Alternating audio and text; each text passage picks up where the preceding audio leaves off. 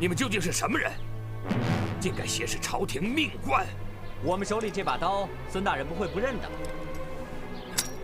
是锦衣卫。大人所言极是，在下就是锦衣卫。好大的胆子！就算你们是锦衣卫的人，可本官所作所为未触国法，你们敢对老夫如何？孙大人若不是做了什么见不得人的事，那为何不光明正大的走大道，反而走这种偏僻的小巷呢？我，怎么，孙大人无话可说了吧？你怀里藏的是什么？让我们也开开眼。放肆！我乃朝廷命官，你敢？你放肆！快交出来！大胆！你们，放肆！放肆！把东西还给我！你的！孙大人，这么简单的一包东西，包得这么仔细，好像是吃的。想必孙大人是要送给什么重要的人物吧？休得无礼！把东西还给我！给我！孙伯宇，我们早已打探清楚，你身为朝廷命官，大逆不道，私自带着违禁物品进宫毒害皇上，还说没有触犯国法。没有，我没有。有没有？去跟阎王爷说吧。什么人敢阻拦锦衣卫执法？执法！锦衣卫丧尽天良，灭绝人性。今日有本姑娘在，你们休想得逞！找死！我看你是活腻了。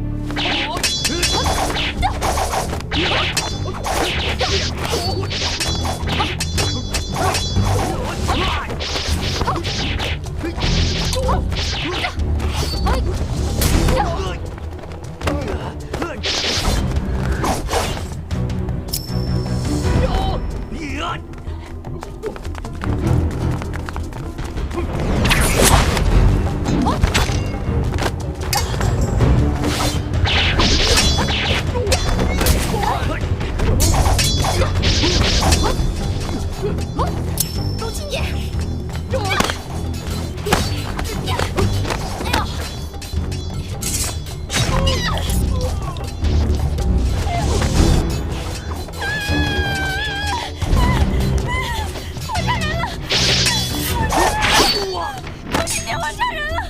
杜姐姐，阿弟，阿弟，怎么了？杜姐姐，我杀人了！没关系，你别怕。哎，你有没有怎么样？没事。那就好，那就好。杜姐姐，你受伤了？我一点小伤，不碍事的。哎，我先过去看看那位大人。这位大人，您没事吧？多谢大侠相救。本官与大侠素未谋面，大侠却为了救本官，甘冒如此风险，还请大侠受本官一拜。哎，万万不可！大人乃朝廷命官，我乃一介草民，怎能受此大败？再说，锦衣卫向来杀人无数，残害忠良，我又岂能见死不救呢？怎么，你受伤了？要不先随本官回府，也好找大夫给恩人疗伤。区区小伤，没什么要紧的。大人，请您自行保重，在下告辞了。恩人好走。告辞。告辞。阿弟，没事了吧？没事。好，那我们走吧。嗯。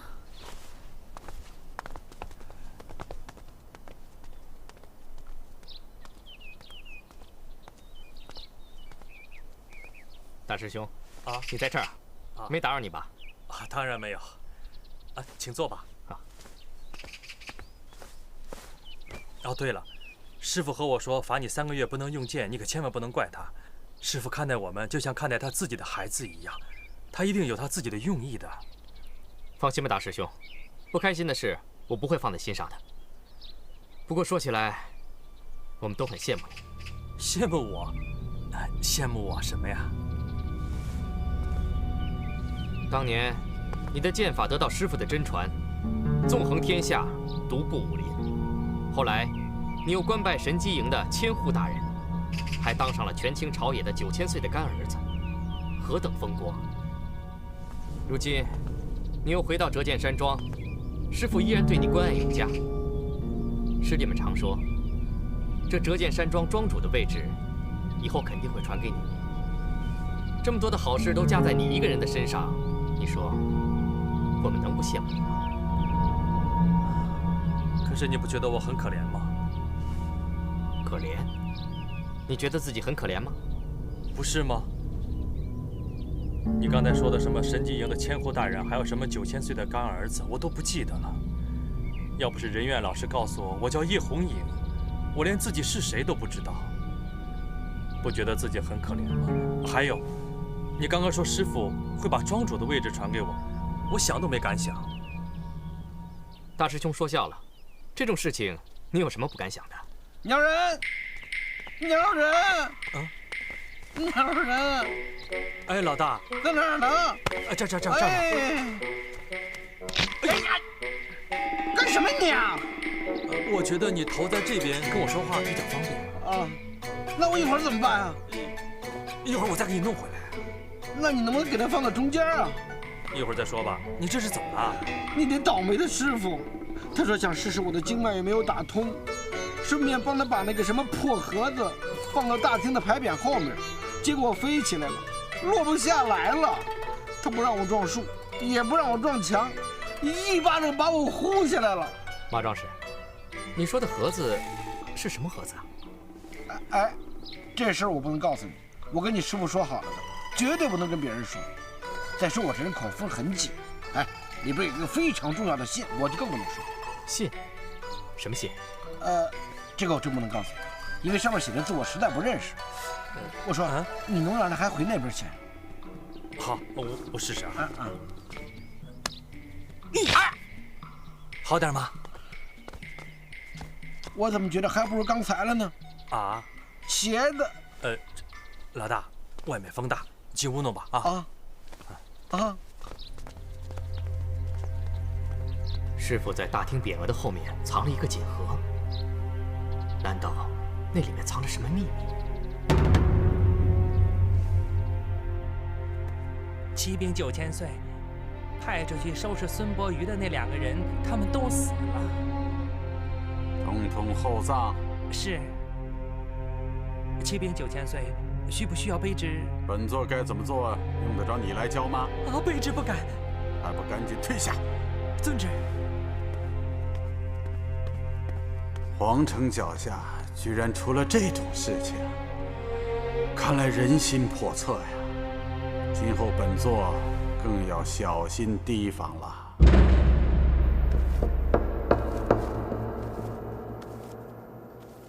绑紧点，紧了才能止血，这样松的没用。哎呀，冬青姐，不能再使劲儿了。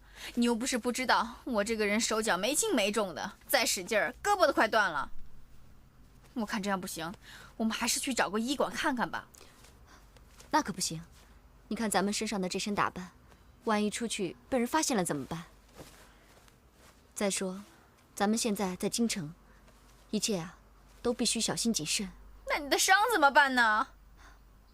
没关系的，一会儿你去药铺帮我抓些草药就可以了。说我傻，我看你比我更傻。以前你总是说我，但是现在你为了救这个当官的，你连胳膊都不要了。你说你跟他非亲非故的，值得吗？值得，我相信他肯定是个好官。哎呀，你管他是个好官坏官的，咱们当老百姓的，有饭吃，有衣服穿，不就行了吗？这天底下的事情啊，可没有你想象的那么简单。从小我爹就告诉我，如果这个世上能多几个好官，那老百姓就可以过上好日子。如果不幸遭遇奸臣当道，那老百姓可就要跟着遭殃了。我爹他这辈子最大的心愿，就是让老百姓过上好日子。也正是因为这样，才遭到奸臣陷害。所以，当我看到那些好官遭遇麻烦的时候，我就会想起我爹。所以是个好官，你就要去救，对吗？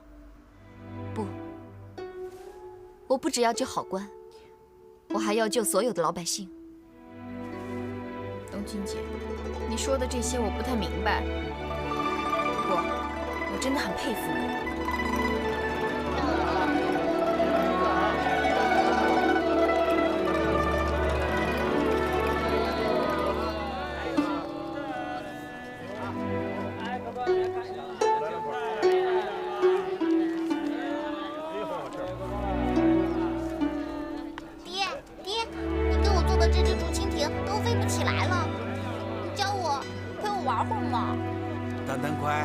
先自己玩，等爹写完这些字再陪你玩，好不好？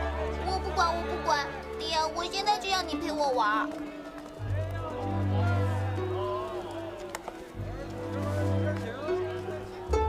丹丹不乖了是吧？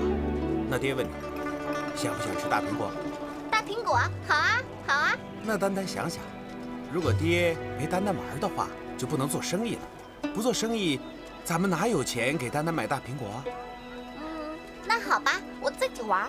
那爹赶紧做生意，赚好多钱，回家买好多大苹果，回去和娘一块儿吃。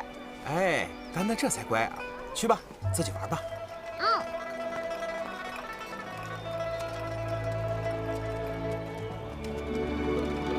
冬青姐，实在不行就歇会儿吧。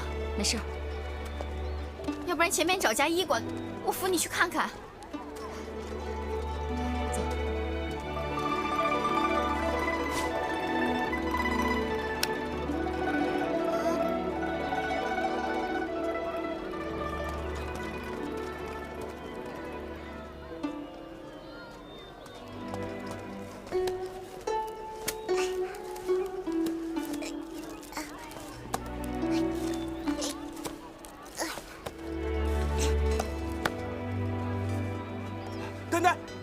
丹丹，危险！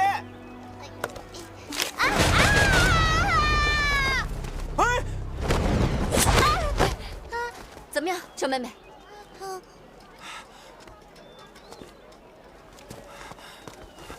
丹丹，没事吧？啊，没事，是这位叔叔救了我。多谢。兄台，你的手。哎，你干什么？想趁机占便宜啊？不，你误会了。还读书人呢？你知不知道男女那个什么不亲啊？是男女授受不亲，可是这位相公，莫非二位是女扮男装？得罪。哎，行了，赶快告诉我们这附近最近的医馆在哪儿啊？哦，这位姑娘，我们家娘子略通医术，要不然先带这位相公，先带这位姑娘到我家去吧。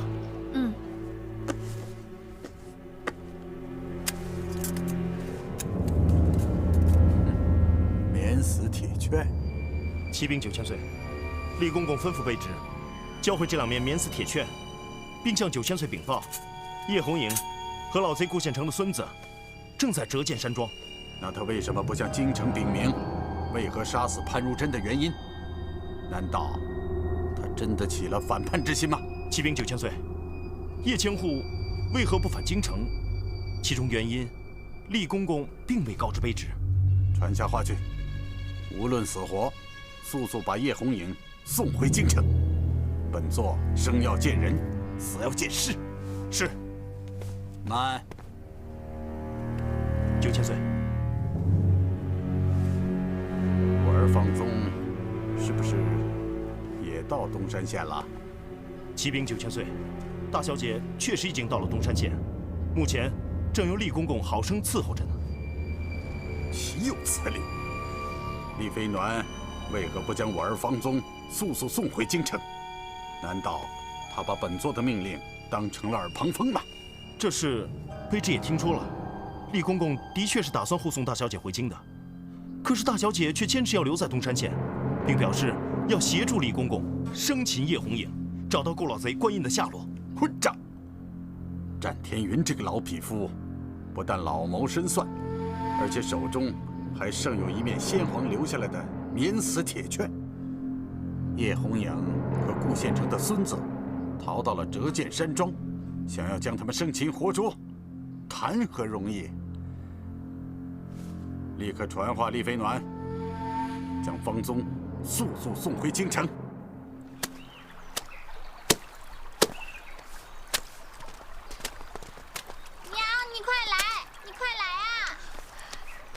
回来了。雨莲，今天丹丹有没有淘气呀？娘，你快救救那位大姐姐吧！是啊，雨莲，那位姑娘受了伤，你快给她看看吧。墨竹，我不是跟你说过不要轻易惹麻烦吗？怎么还带陌生人回来？算了，不想救就算了，我们自己找大夫去。陆静姐，我们走。哎，二位请等等。雨莲，二位姑娘不是外人，是我们丹丹的救命恩人，我们岂有见死不救之理啊？娘，我刚才从树上掉下来，是大姐姐救了我，你就救救她吧。好吧，我们回家再说吧。大小姐，你不能离开这里。你们吃了雄心豹子胆了，居然敢拦着本小姐！再不让开，别怪我手下不留情。哎呀，大小姐，何苦为难这些下人呢？立刻护送您回京，这可是9000岁的旨意，谁敢违抗啊？没人敢，我敢。我知道我叔叔为什么让我回京，不就是要我进宫吗？我告诉你们，除非我死了，要不然我是不会跟你们回去的。都给我让开，听到没有？哎呀，大小姐，您何苦为难在下呢？好，你们不让是不是？你们不让，我就打出去，看你们谁能拦得住我。放手，不许伤害大小姐。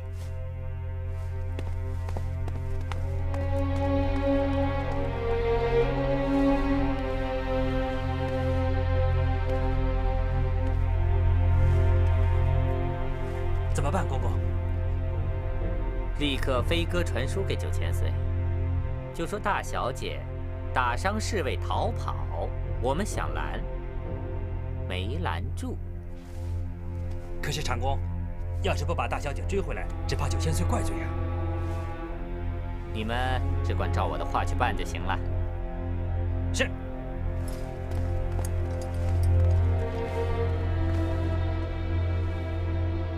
哼哼，魏忠贤年岁已高，这9000岁的麒麟宝座也该换人坐坐了。如今这魏方宗对魏忠贤已起了异心，要是运用得当，他将不失为一把扳倒魏忠贤最锋利的武器。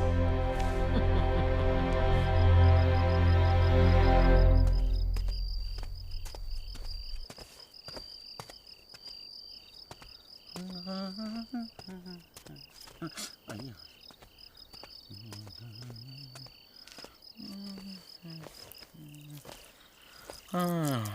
久旱逢甘露，金榜题名时，洞房花烛夜。听初更，鼓正敲，心儿懊恼。想当初开夜宴，何等奢豪！晋阳高真美酒，笙歌多噪。如今，老大，哪有鬼啊？鬼在哪儿？就在我眼前。你眼前是我，没有鬼啊！就是你，出来吓人干什么不睡觉？吓死我了！我不是故意吓您的，任月老师告诉我，叫我多读书，才能做个有用的人。他教我这首《桂枝儿》，我怕忘了，所以出来复习复习。耽误我多少事儿，你知不知道？哎，老大，那儿有一个人。哪儿？刚跑过去啊？没不会看见。我不会看错，我跟上去看看。你通知这师傅啊。哦。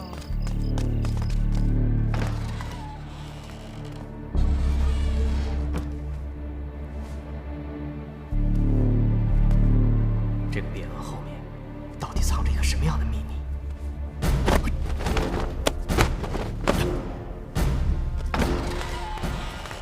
哎，你想干什么？哎呀！哎，我来了！抓住我了！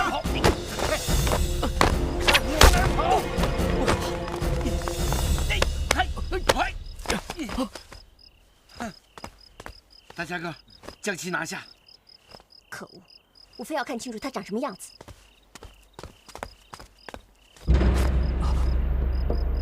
二师弟，二师兄啊！姚北，姚北，怎么会是你啊？马壮士，时候不早了，你先回房间休息吧。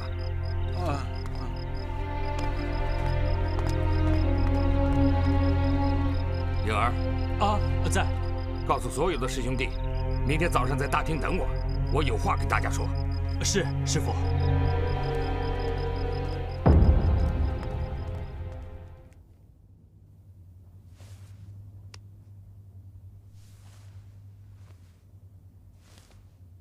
伤口不是已经包扎好了吗？怎么还在发烧呢？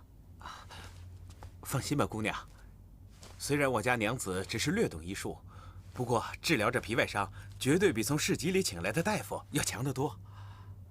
大姐姐，你就放心吧。我们村子里的人，不管是扭了脚脖子，还是给狗咬了，都是来找我娘医的。可是她的烧怎么退不了呢？这位姑娘不会有事的。我去给她煎贴草药，补补元气，很快她就会醒的。哎，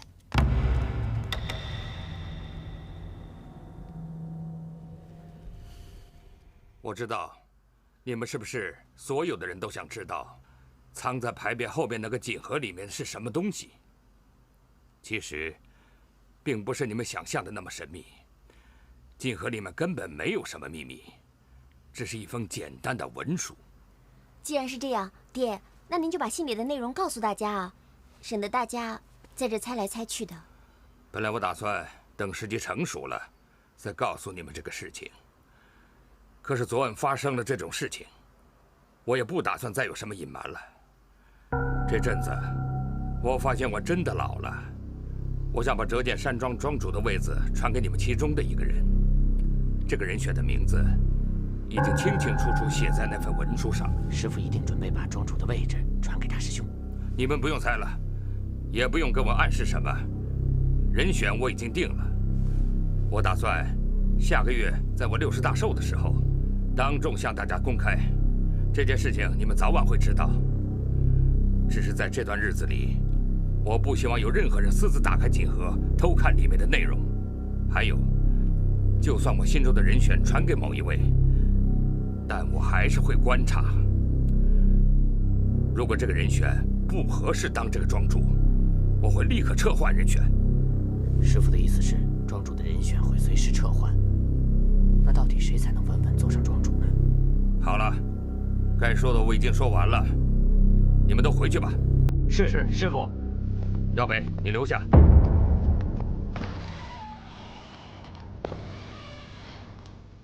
师傅。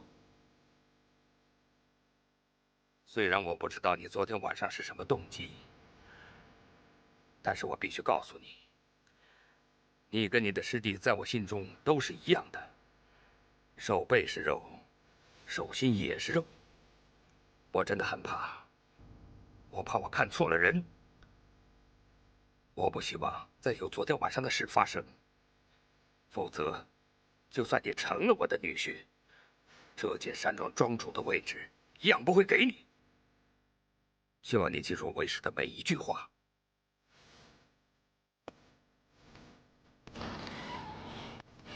二师兄，你以后别再惹爹生气了。你也知道爹的脾气，要是再犯错，他也许真的会……他一定会把位置传给大师兄的。其实，说不说都一样。你心里，我心里，大家心里都是一样的。师父一定会把位置传给大师兄的。我做的再好又能怎么样？因为师父的心里，只有大师兄叶红影，根本没有我江有为。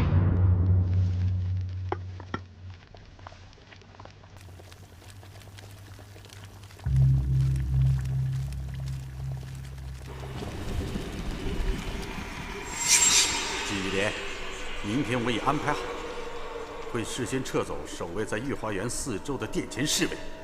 你抓住机会，诛杀昏君，不得有误。是，公公。来人呐，把外卿给朕叫来，让他看看朕的这把太师椅做得如何。遵旨。啊！救驾！救驾！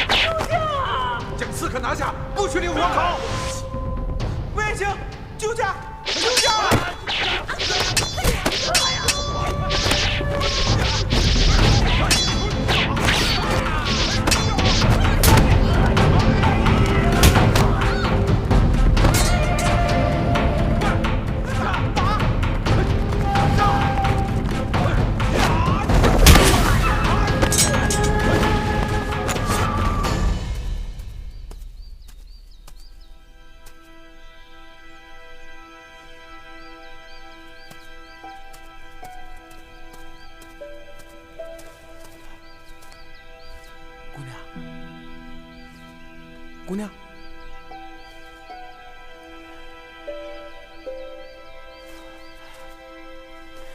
姑娘，得罪了啊！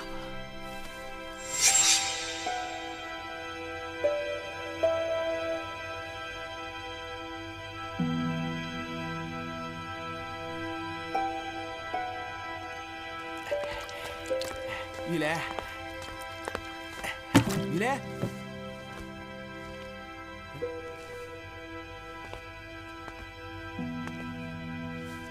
雨莲，想什么呢？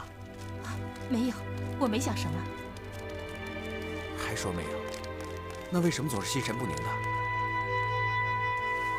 墨竹，你别瞎猜。我没有瞎猜，我看得出来。自从我和丹丹把那2位姑娘带回来，你就好像变得心事重重。我没有。你是不是有事情瞒着我？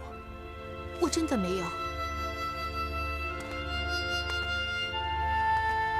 依我做父亲已经快10年了，我什么时候有事瞒过你？可是这10年来，我觉得我真的很不了解你。我甚至不知道你的娘家在哪儿。你到底从哪儿来的？墨竹，只要你真心待我，就别管我从哪儿来，好吗？我只要你知道，我对你、对丹丹都是一心一意的。我绝不允许任何人伤害你、伤害丹丹、伤害我们的家。我不明白，你为什么突然跟我说这些？今天你救回来的那个女的来路不明。我有种不祥的预感，我担心我们现在这种平静的生活就快要到头了。这怎么会呢？2位姑娘看起来不像是坏人，而且她们还救了丹丹。人心隔肚皮，总之是不是坏人，不是用眼睛就能看得见的。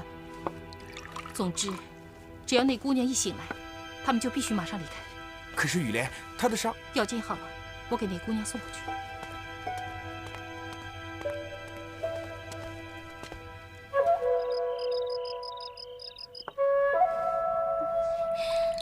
我不甘心，叔叔为了自己的权势，竟然可以把我一生的幸福给牺牲了。我绝不入宫当什么妃子，我心里只有红影哥哥。对，我这就去折剑山庄，找红影哥哥问个清楚。我要他亲口告诉我，他爱的人是我。他爱的人是我。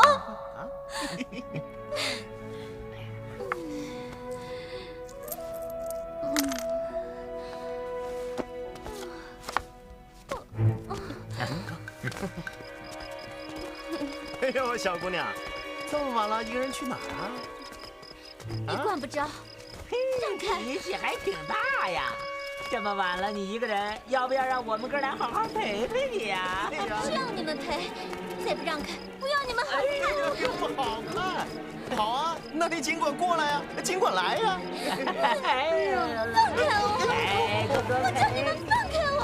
住手！你这是想干什么？放开我！哪儿来的臭小子，敢管大爷的闲事儿？我看你是活腻了。上！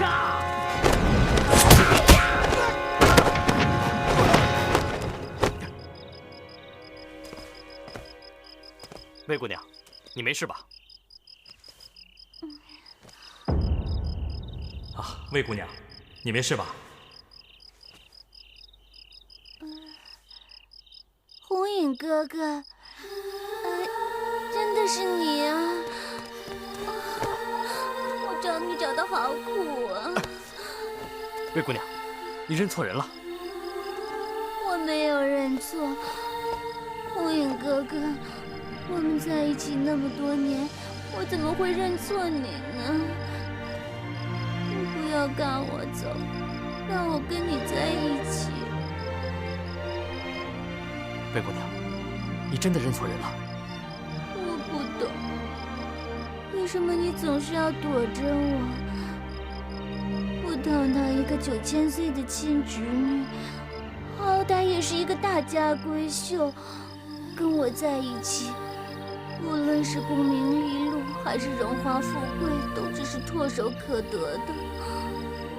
你为什么不爱我？为什么不要我？他说的没错，他贵为9000岁的亲侄女。谁要是得到了她，那所有的荣华富贵、功名利禄，都变得唾手可得了。红影哥哥，我好不容易才找到了你，这一次我绝不放手，绝不让你再离开我，红影哥哥。魏姑娘，你没事吧？魏姑娘，你醒醒！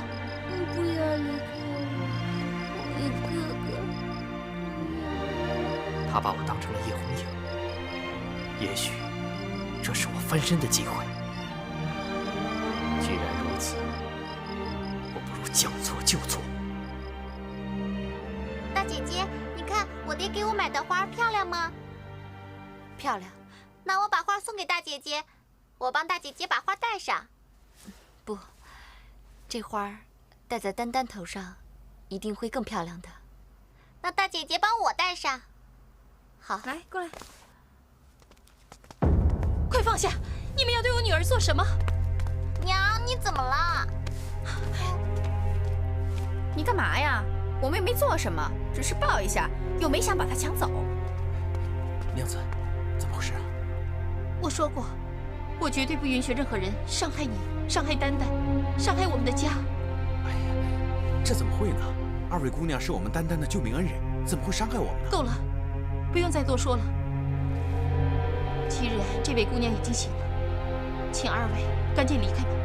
哎，雨莲，哎，雨莲，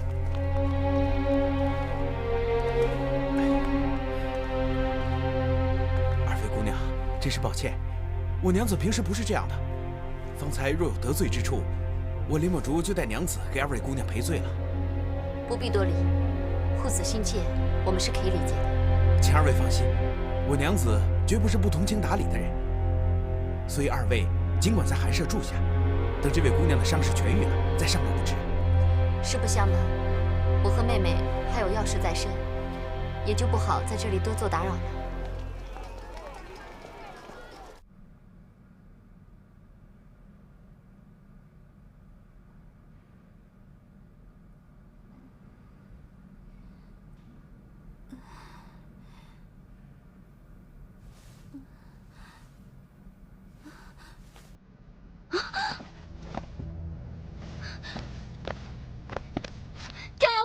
你个畜生，趁人之危毁我清白，什么都不用说了，你受死吧！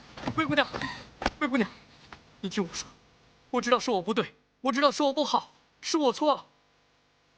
如果我的死能让你姐心头之恨的话，那你动手吧。别以为你摆出哀求的姿态，我就会对你心慈手软。我没期望你能心慈手软，只是在我死之前，我想让你知道，叶红也给不了你的。我能给你，你能给我什么？我全部的爱。谁稀罕你？我知道，在你心里只有我大师兄叶红影，你当然不会稀罕我的爱。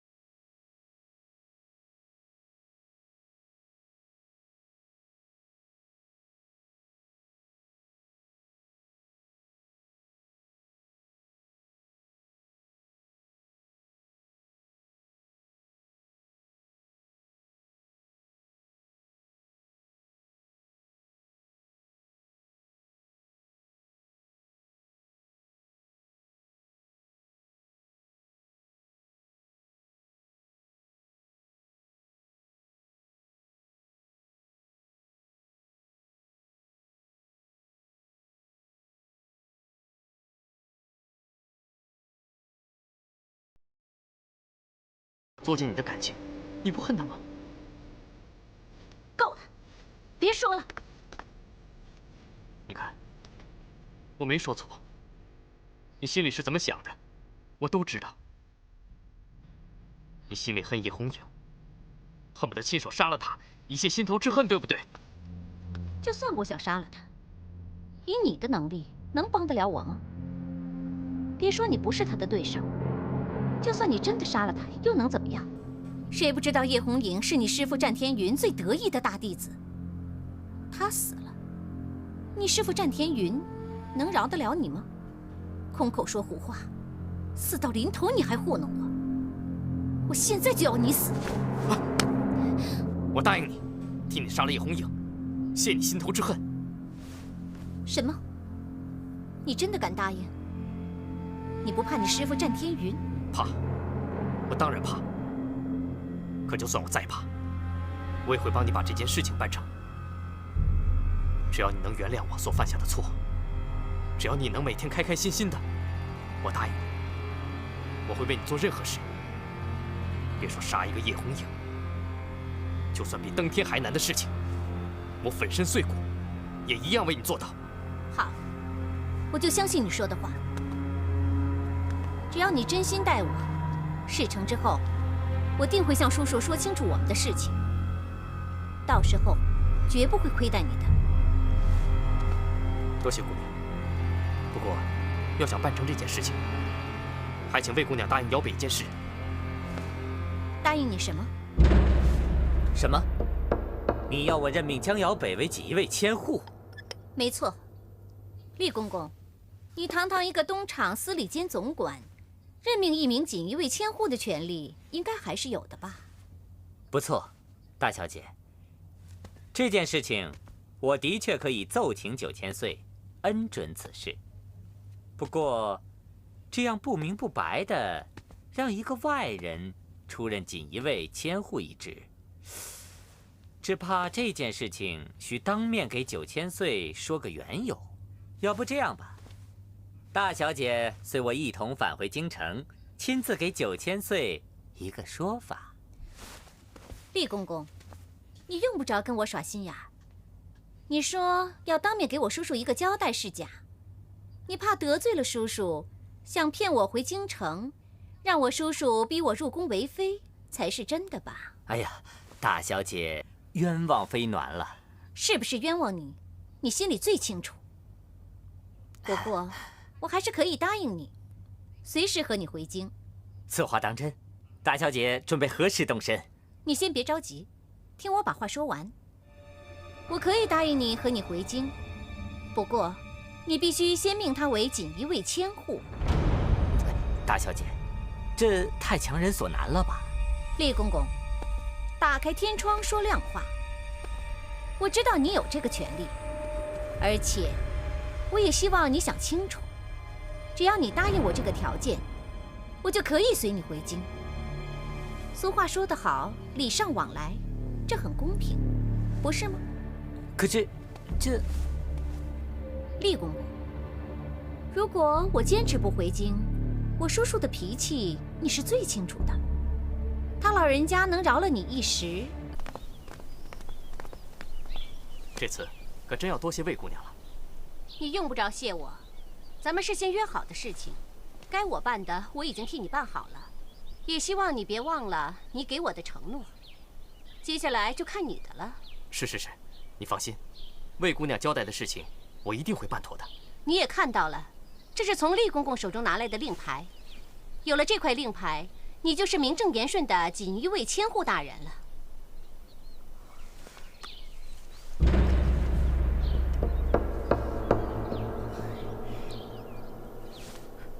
多谢魏姑娘。二师兄，二师兄，灵儿，你怎么来了？昨天晚上我就找你，一直找到现在，你到底去哪儿了？我……哼，你用不着看着我，一个大男人做了亏心事，还不敢承认吗？你胡说什么？我二师兄一向光明磊落，他才不会做什么亏心事呢。你不要血口喷人，是不是胡说？你问他自己。你这是什么意思啊？灵儿，别胡闹。咱们先回家啊。谁胡闹了？我只是不许他这么说你。灵儿，咱们先回家再说啊，听话。这是什么？灵儿，千户大人，二师兄，这是怎么回事？你怎么会有这块令牌呢？灵儿，你听我慢慢跟你解释。不，我要你现在就跟我说清楚。哼，江瑶北，你真是个窝囊废。这林姑娘，让我来告诉你吧，你二师兄现在已经是一名锦衣卫的千户大人了。二师兄，他说的都是真的。灵儿，换个地方，我跟你解释清楚啊！快走。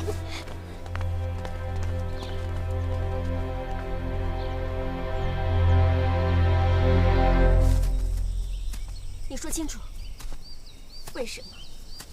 为什么没经过我爹的允许，你就投靠了锦衣卫，还当上了什么千户大人？我自己的未来，我自己的事情我自己做主，自己决定，自己争取，我没有必要经过任何人的允许。从小是我爹把你抚养长大的，他拿你当亲生儿子，甚至还把唯一的女儿许配给你。你说的这是人话吗？那又怎么样？他如果真的拿我当亲儿子一样对待，他就应该知道我心里究竟想要什么。从小到大，我对他唯命是从，毕恭毕敬，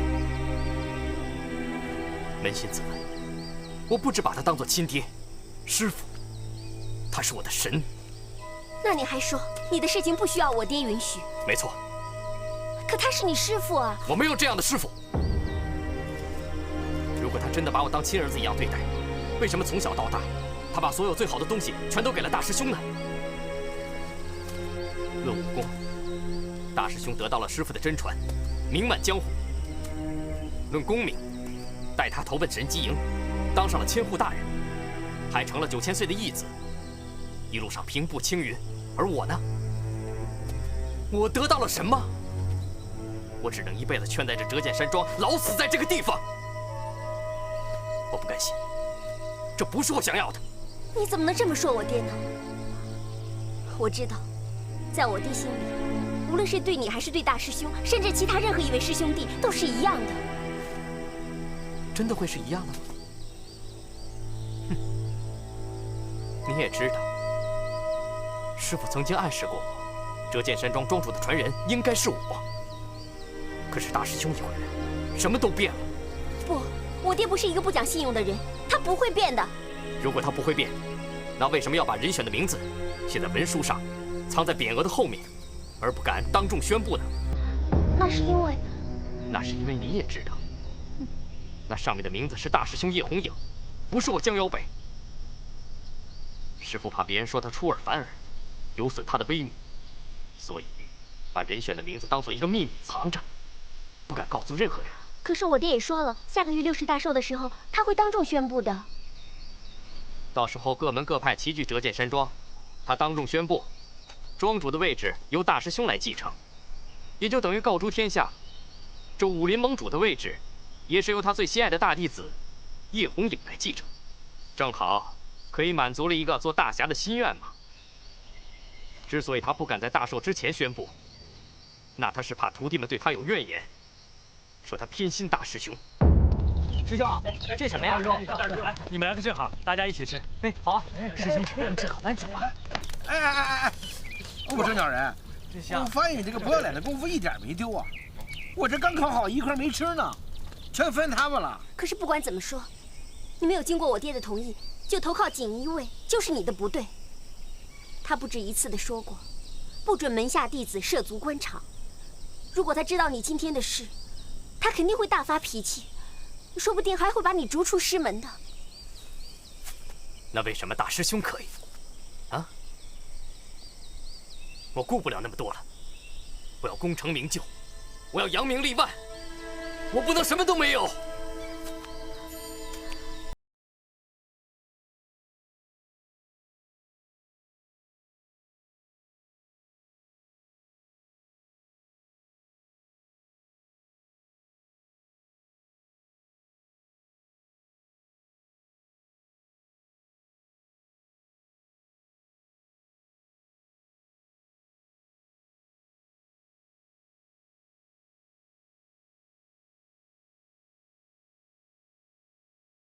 追？难道你不怕他真的告诉他爹你投效了锦衣卫？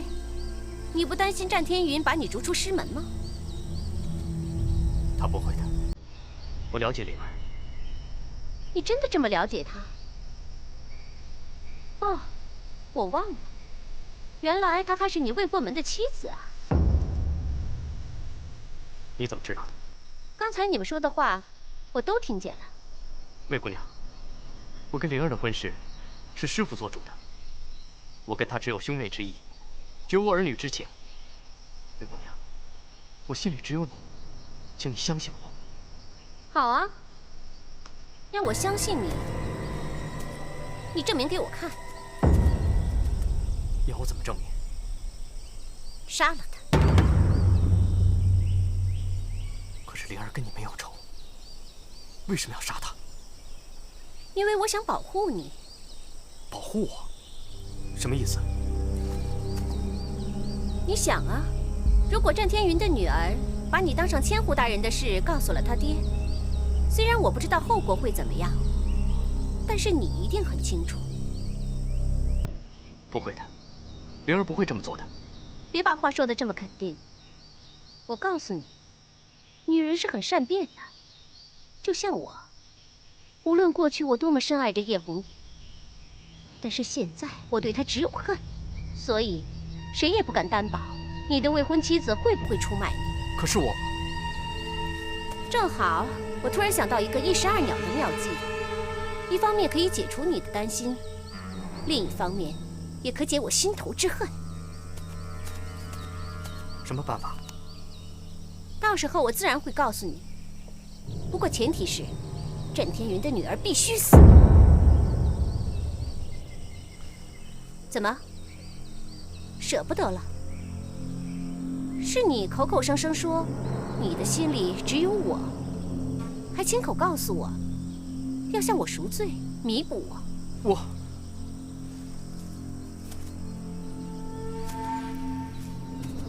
考虑清楚，我和他之间，你只能选择一个。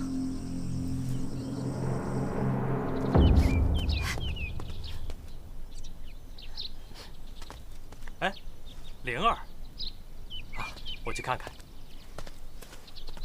哎，走了一个，少分一块。灵儿，烤红薯可好吃了，快来一起尝尝。我不想吃。哎哎，怎么了？一脸不高兴的样子。哦，我知道了，你一定是跟二师弟吵架了。别怪大师兄啰嗦，你不要老是耍大小姐脾气啊。什么？你问都不问就说我耍大小姐脾气，你就知道护着二师兄。我讨厌你，你离我远一点。哎，战姐姐干嘛发那么大脾气啊？马胜飞，他是不是又想把英雄哥哥赶出折剑山庄啊？哎，好，大师兄不对，大师兄错怪你了。哎，大师兄请你喝茶消消气，再慢慢告诉我，你和二师弟到底怎么了？走。哎呀，小少爷，把心放肚子里吧。庄主都发话了，咱们在这儿踏踏实实待着，没人敢讲。是啊，你们就在这儿白吃白喝吧。谁白吃白喝呢？哎呦天哪！那么烫的白薯你不嚼就往下咽啊？放心吧，灵儿，有机会的话我会找二师弟跟他说清楚。我根本就不想当什么庄主，我有自知之明。你看我现在愣头愣脑的样子，更何况师傅他老人家也不会放心把这么大的折剑山庄交给我呀。可是二师兄现在变得跟另一个人似的，不管我跟他说什么，他根本就听不进去啊。别生气了，二师弟一心向上，你应该祝贺他才对，不应该怪他。可是他投靠的是锦衣卫。锦衣卫？什么是锦衣卫啊？投靠锦衣卫不好吗？大师兄，你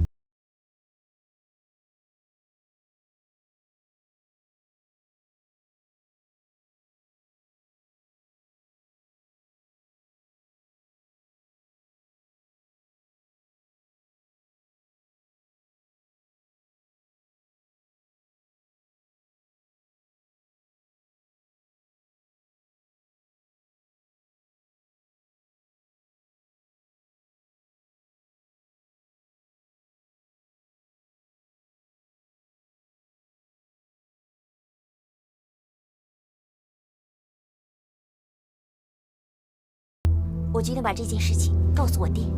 哎，糟了，这事绝不能让师傅知道。你告诉师傅，师傅会把二师弟逐出师门的。那怎么办呀？难道你让我眼睁睁地看着二师兄去帮那些坏人杀好人吗？哎，你看这样吧，你在这边等我一下，我就把其他的师弟们全都叫来，大家一起想办法，好不好？既然大师兄这么说了，那我就听你的。哦，那你等我啊。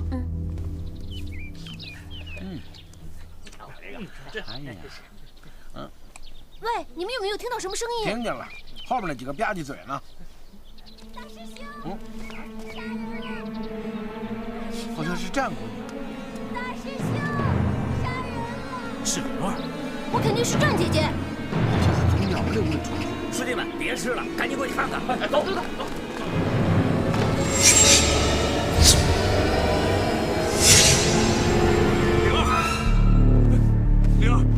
灵儿，你醒醒啊！灵儿，告诉我怎么回事啊！灵儿，小师妹，小师妹，怎么会这样？小师妹，谁杀了小师妹？怎么会这样啊？大师兄，这怎么回事啊？我也不知道啊。哎，灵儿，你走开！二师弟，我。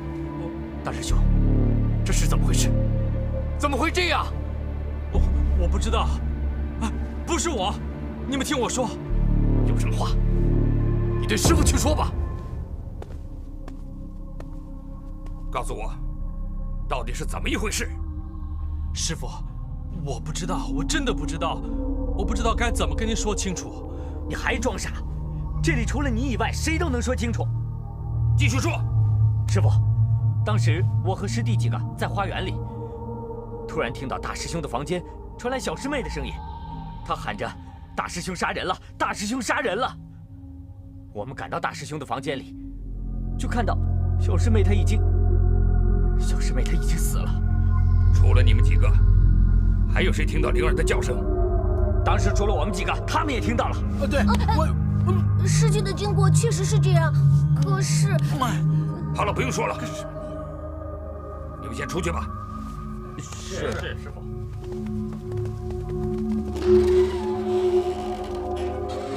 师傅，现在该你说了，我想听听你怎么说。师傅，我也不知道为什么事情会变成这样。我也跟你们一样听到灵儿的叫声，当我赶回房间的时候，发现灵儿已经遇害了。闭嘴！他为什么不喊二师兄杀人、三师兄、四师兄杀人，而只喊你大师兄杀人呢？你怎么解释？你怎么解释？我真的不知道为什么。师傅，二师弟，你们该不会认为是我杀的灵儿吧？我要你解释清楚，灵儿怎么会死在你的房间？灵儿在我的房间，那是因为……不，我不能让师傅知道。灵儿告诉我，二师弟投靠了锦衣卫的事，否则只怕师傅会将二师弟逐出师门。我不能说，这个时候绝不能再让师傅受刺激。你无话可说了吧？灵儿的胸口还插着你的佩剑呢，你别狡辩了。师傅，灵儿就是他杀的。可是如果是我杀了灵儿，总该有个理由吧？你们都说灵儿是我的小师妹。我有什么理由要杀他呀？你要理由是吗？好，三师弟已经告诉我了，在事发当时，你追着小师妹，你们发生了争执。哎，马壮士，当时你也看到了，你跟师傅说啊。当时事情是这样的，他们俩人吵挺凶的，他好像推了他一下。哎呀，马少飞！不说话能把你当哑巴卖了吗？不是，这个时候你就别跟着添乱了。走。我走啊！这干什么你啊？我知道了。以前小师妹三番五次要把你赶出折剑山庄，你心里肯定不舒服，怀恨在心。这次小师妹什么地方又惹到你了吧？于是你新仇旧恨一起算，就把小师妹给杀了。你太狠心了。小师妹年龄小，脾气大，可她是师傅的心头肉啊！你怎么忍心下得了手呢？我没有，师傅，二师弟，我真的没有。你们要相信我。要相信你，可我怎么相信你？人证物证都在，都证明人是你杀的。告诉我，为什么？为什么？我也想告诉师傅为什么，我自己也想弄清楚为什么，可是我就是不知道这一切究竟是为什么。师傅，您不要听他狡辩，请允许徒儿将他绑起来，交到衙门治罪。慢，师傅，事情都已经到这种地步了，您怎么还对他手下留情啊？灵儿可是死在他的手上，我们要给灵儿讨个公道。不要惊动官府，江湖的事情就以江湖的方式来解决恩怨。倘若红影真是行凶之人，我会在灵儿入关大殓之时亲手取她的性命，血祭灵儿的亡魂。师傅，把她押到房间去，好好盯着她。是。走。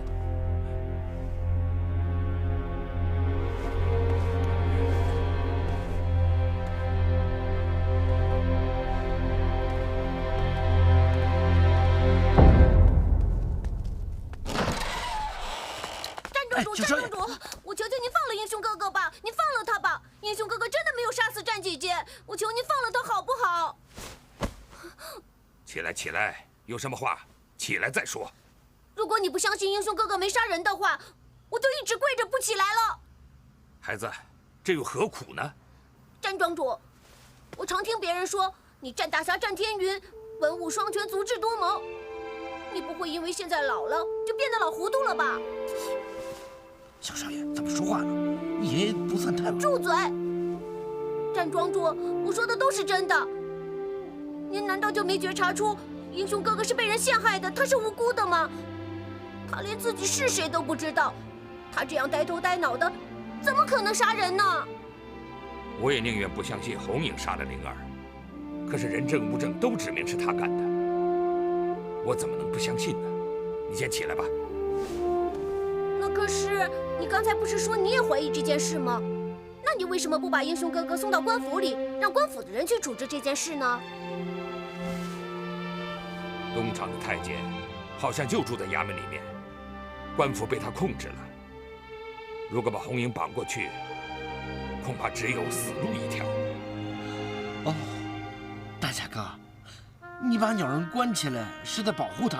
实不相瞒，灵儿的死我也觉得疑点重重，所以我想在这1日之内想出个所以然来，证明影儿的清白。大白天的，你约我到这儿来干嘛？不是你跟我说过，事情办成之后约你到这里来，禀明事情的经过吗？交代你的事情办成了，你把叶红颜给杀了。对于一个什么都不记得的人来说，还用得着我出手吗？只要我略施小计，他姓叶的就得给我趴下。别太小看我了。还有，你觉得杀他很难吗？凭我江瑶北的智慧，这不算什么难事。混账！谁让你把他给杀了？放心吧，死的不是你心爱的红影哥哥，是我魏国门的妻子战灵。不过现在折剑山庄上上下下的人都认为凶手是叶红影。那叶红影现在人在哪儿？师父交代了，已经派人把他关起来了。什么？为什么不把叶红影送进官府？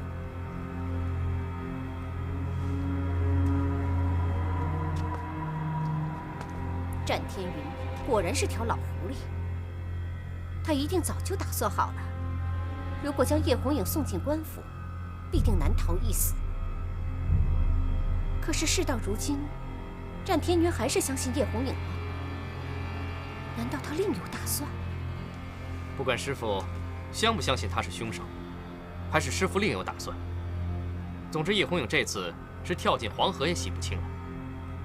对了，今天约你来，还有另外一件事，不知道魏姑娘下一步有什么打算？下一步，我要你安排我和叶红影见一面。不管我怎么冥思苦想，还是想不通，到底谁杀了灵儿？灵儿从来没有跟任何人结怨，可是这个凶手非要置灵儿于死地不可。那，如果您一直想不出来到底是谁杀了战姐姐，您会不会把英雄哥哥一直关在房里啊？